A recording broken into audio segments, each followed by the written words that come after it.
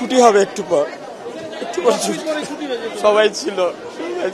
তখন আমরা যখন বিল্ডিংটা পড়ে তখন এক সাইডে পড়ছিল, তো তখন সবাই আমরা নামানো শুরু করি, সিঁড়ি দিয়ে যে যেভাবে পারে নামানো শুরু করে।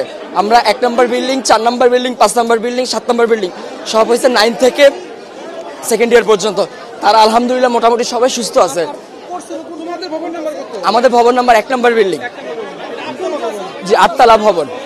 আর বিমানটা পড়ছে আপনার হলো জুনিয়র সেকশনে, ক্লাস প্লে থেকে 8 পর্যন্ত।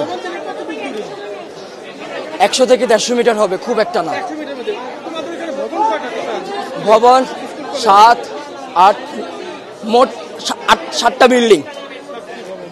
আর জুনিয়রদের আছে 1, 2, 3, 4, 4-5টা জুনিয়রদের আছে। 11টা, মোট 11টা বিল্ডিং।